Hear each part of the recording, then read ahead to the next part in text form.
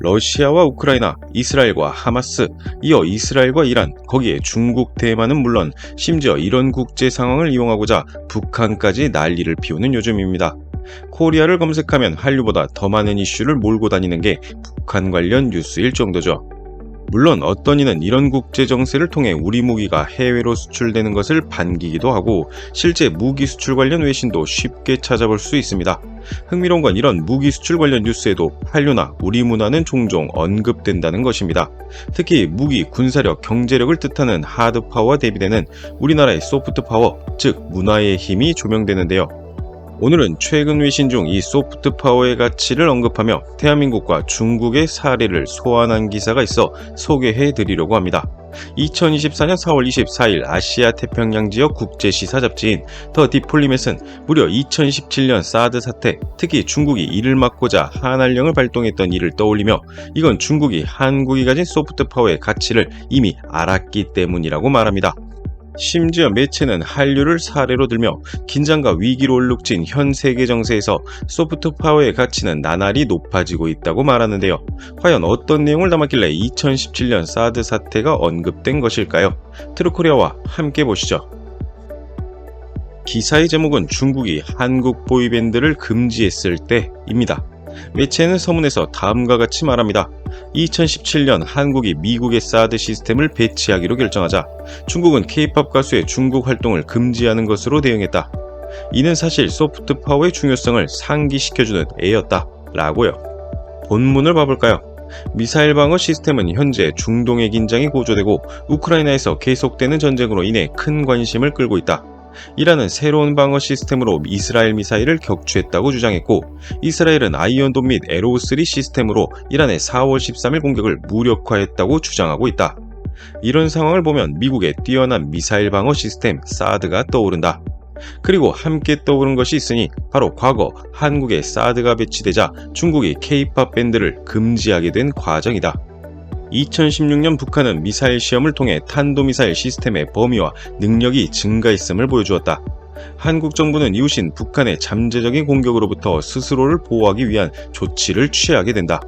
그 조치의 일환으로 2017년 말 수도인 서울에서 남쪽으로 150마일도 채 떨어지지 않는 곳에 미국의 사드 시스템을 배치하기로 결정한다. 당시 뉴욕타임스가 보도한 바와 같이 중국 신화통신은 사드가 이 지역의 군비 경쟁을 가져올 것이라며 중국이 이제 새로운 창을 개발해야 할 것이라고 경고했다. 대체 왜 자국의 보호적 보안을 강화하기 위한 한국의 조치가 중국을 그토록 화나게 한 것일까? 사드 체계는 단거리, 중거리 위협에 대응하는 적중 공격 방식으로 설계됐으며 사거리 200km 이내 위협에 대응할 수 있는 1000km 레이더 체제를 자랑한다. 사드가 가진 이동성과 레이더 범위는 2000km까지 늘릴 수 있기에 이 능력은 한국 영토를 보호할 수 있는 우수하고 비교할 수 없는 자산을 제공한다. 미국이 한국에 사드를 부여함에 따라 중국의 1차 및 2차 공격 옵션은 제거되지 않더라도 분명 제한적이게 되었다. 이는 결국 중국이 해당 지역 경쟁자를 위협하고 강압하는 능력을 제한한다는 뜻이다. 전통적인 위협에는 때때로 비정통적인 대응이 필요하다. 중국은 사드가 배치되자 먼저 미국 대사와 한국 대사에게 휴전령을 내렸다. 또한 중국 국내에서 K-POP 아티스트의 공연을 금지하는 것은 물론 적절한 사전 승인 없이는 한국의 TV 콘텐츠 상영을 금지함으로 문제를 해결하고자 했다. 중국은 또한 한국의 대형 화장품 회사, 비디오 게임 제공업체의 수입을 제한하기까지 했다. 이는 결국 한국 산업 수출에 타격을 줄 뿐만 아니라 한국 제품과 한국 연예인에 대한 중국 내 평가도 함께 하락하게 되는 결과를 낳았다. 이런 중국의 금지 조치에 대해 중국 국립 라디오 텔레비전 관리국은 미디어 회사는 부도덕하고 지나치게 오락적인 스타, 올바른 미의 기준에 어긋나는 여자 아이돌을 보이콧하는 게 당연하다 라고 말했다. 그들이 엔터테인먼트 밴드를 금지한 이유는 무엇일까? 한국의 사드 미사일 시스템 배치에 중국은 불만을 표시하고 한국의 결정을 철회할 수 있도록 강요할 수 있는 다양한 대응 옵션을 가지고 있었다. 특히 경제적 도구를 활용해 서울이 다른 선택을 하도록 압박할 수 있다. 중국은 한국의 최대 무역 상대국이며 한국의 수출은 한국 전체 GDP의 약 40%를 차지하고 있다. 또한 중국은 북한을 자체 미사일 및 대공방어 시스템을 포함한 보다 진보된 방어 무기로 무장시킬 수도 있었다. 베이징은 이 중 무엇이든 할 수 있었고 실제로 한국의 경제적 압박을 진행했다. 그런데 중국은 여기에 추가로 다소 시시하게 보일 수 있는 한국의 보이밴드를 금지하기로 결정한 것이다. 사실 K-팝은 중국에서 큰 인기를 누리고 있으며 한국 기업들은 중국 내 앨범 판매와 콘서트를 통해 상당한 수익을 올리고 있었다. 중국이 금지령을 발표한 이후 이 모든 것은 중국 정부가 외국 공연의 귀국 신청을 받아들이기 시작한 2023년까지 지속되었다. 무려 6년 동안 JYP, SM, YG 엔터테인먼트 등 대기업과 기타 관련 매출이 크게 떨어졌는데 2019년에는 한 해에만 5억 2천만 달러에서 2억 7천만 달러로 감소한 것으로 추정된다. 그렇다면 중국의 금지 조치는 효과적이었을까? 해당 조치는 중국 정부의 의지에 달려 있었다. 중국 내 연예계 입장에서는 중국의 규제를 기회로 인식하고 중국 아티스트의 본국 진출을 독려한 경우가 많았다. 또한 일반 중국 소비자의 경우 한국산 제품 소비에 변화가 생겼다. 일부 시민들은 수입된 한국 제품 없이도 행복하게 살 수 있고 대안으로 국내 엔터테인먼트를 즐길 것이라고 확신했다. 여러 면에서 중국 정부의 노력은 중국 내 시장 성장에 도움이 되었다고 할 수 있다. 그러나 그들이 원했던 것처럼 사드는 사라지지 않았고 여전히 한국에 남아 있었다. 소프트 파워를 과소평가하다. 국가와 국민에게 영향을 미치는 능력이 일반적으로 강력한 군사력을 통해 형성된다고 생각하는 경우가 많다.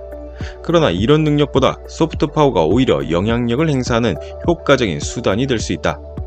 K-팝과 드라마, 영화를 포함한 해외 수출력 미디어는 다양한 문화적 영향력을 국내 트렌드에 뻗치고 있다. 일반적으로 중국의 목표는 국내 정치와 사회에 퍼지는 이야기를 통제하는 것이다. SNS는 사람들의 상호작용을 모으고 다양한 아이디어에 대한 찬반 대화를 촉진한다. SNS는 문제를 다루고 개개인의 성향을 바꾸는데 완벽한 비물리적 장소라고 할 수 있다. 정치인들이 자신을 알리기 위해 스포츠 인물과 유명인을 찾는 것에는 다 이유가 있다. 그들 대부분 연예인과 비정치적 행위자가 일반 시민들에게 정치 목표를 동의하도록 영향을 미치는 능력이 있음을 알기 때문이다. 중국은 자국민에게 영향력을 미치는 모든 것을 현재의 당 체제에 대한 잠재적인 위협이자 방해자로 간주하므로 모든 영향력이 있는 문화 현상을 중앙 집중화, 지배하려고 한다. 그렇게 오히려 중국 정치인들은 소프트 파워가 이런 지배를 위한 효과적인 수단이 될 수 있다는 것을 이해하고 있다. 여기서 문제는 중국에게 K-팝처럼 글로벌 확산 수출이 가능한 엔터테인먼트, 즉 문화적 힘이 없다는 것이다. 흥미로운 건 반대로 K-팝의 문화적 영향력을 제한하려는 중국의 노력은 결국 세계적인 한류의 물결을 촉발했고 이제 K-팝은 전 세계적으로 엄청난 현상이 되었다. 역사적으로 중국은 소프트 파워를 활용하고 영향력을 발휘하는 것에 능숙하지 않았기 때문에 앞으로도 이를 활용하고 사람들을 설득할 수 있을지 의문이다. 그러나 우리는 미래의 중국 영향력이나 중국 내에서 중국이 한류를 포함한 외국 문화 영향력을 제한하려는 미래의 움직임이나 가능성을 과소평가해서는 안 된다. 우리는 위에 말한 것처럼 미사일 방어 시스템이나 극초음속 발사에 대해서 끝없이 토론할 수도 있고 대신 이 세상의 진정한 힘, 즉 화장을 한 소년들에게 집중할 수도 있다. 이러한 대화는 국제정치의 진정한 현실을 나타낸다. 하드파워, 군대에 대한 우리의 헌신은 사회적 권력의 진정한 수단인 대중문화로부터 우리를 혼란스럽게 만든다. 대부분의 인간은 무기를 두려워하는 경향이 있지만 중국은 한 가지를 알고 있다. BTS의 아미, 에이티즈의 에이티니스, 스트레이키즈의 스테이스, 투모로우바이투게더의 모아스 등의 팬덤은 그 어떤 첨단 미사일 시스템보다 훨씬 더 무섭다는 것이다. 진정한 지정학적 무기는 결국 대중문화를 통한 문화적 영향력이다. 기사는 이렇게 끝납니다. 한번 정리해보죠.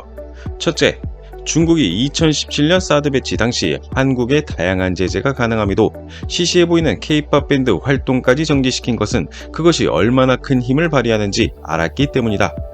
둘째, 중국은 일당 체제로 국민의 모든 문화적 활동을 컨트롤하고 싶어 하는데 한류는 여기에 큰 방해가 된다. 셋째, 중국은 한류 문화를 막으며 국내 문화 산업을 일부분 중국의 것으로 대체할 수 있었지만 결국 목적이었던 한국의 사드를 철수시키지는 못했다.